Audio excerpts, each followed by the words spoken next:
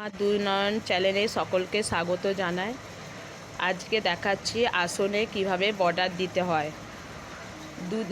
আসনে বর্ডার দিতে গেলে দুদিকে দুটো দুটো করে লাইন, আড়ে দুটো লম্বে দুটো করে লাইন নিতে হবে, তবে কস চিহ্ন হবে।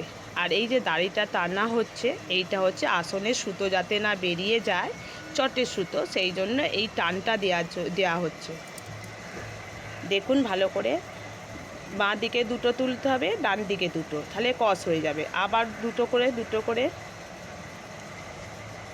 হ্যাঁ, এইভাবে প্রত্যেকটা চার ধার দিলেও একটা আসনের ডিজাইন হবে। আমি দু রকম বর্ডারে সেলাই দেখাবো এই চটটার মধ্যে। আগে প্রথমে কসটা দেখাবো।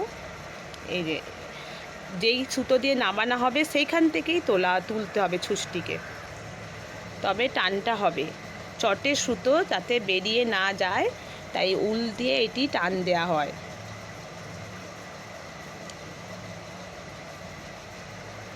প্রত্যেকটা একটা করে। আর আসন সেলাই করতে গেলে পরপর ভালো করে দেখে করতে হবে, নালে বাঁকা হয়ে যাবে, আর একটা ঘর বেশি চলে গেলে দেখতে খারাপ লাগবে।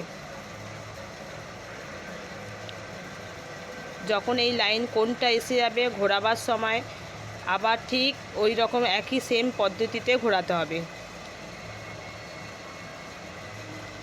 এই রকম করে তিন দিকে যখন বর্ডারটা হয়ে যাবে, চতুর্থ লাইনে যখন যাব তখন প্রথম লাইনে বর্ডারের সঙ্গে মেলাতে গেলে আগে ঘরটা গুনে ঠিক করে দেখে নিতে হবে। চটের আসনের নিয়ম হচ্ছে ঘর গোনা।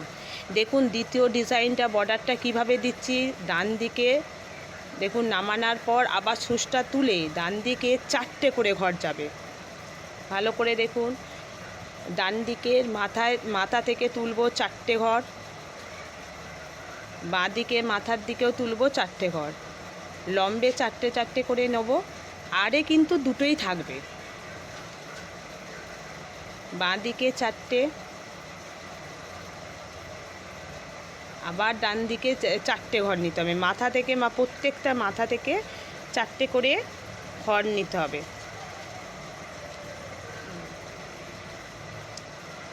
দিয়ে আবার তৃতীয় লাইনটা যখন যাচ্ছি, দেখুন আবার সেম একই পদ্ধতিতে এই ডান দিক থেকে 4টে, বাঁ দিক থেকে 4টে করে নিয়ে লাইন করতে হবে, কিন্তু আড়েতে দুটো ঘরই থাকবে।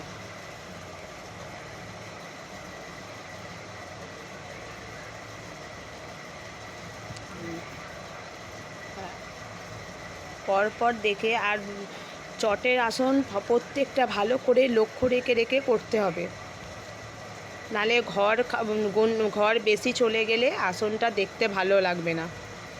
এই তৃতীয় নাম্বার যখন আসবে তখন আগে গুনে দেখে নিতে হবে চতুর্থ নাম্বারের ঘরটিতে, তবে সমানভাবে মিলে যাবে।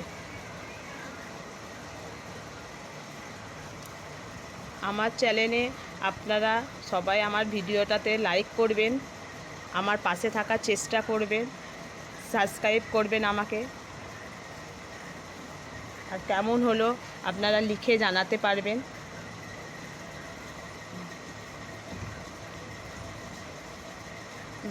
এইটা তৃতীয় লাইনটা এসে প্রথম যেখান থেকে শুরু করেছিলাম সেইখানে এসে শেষ করলাম।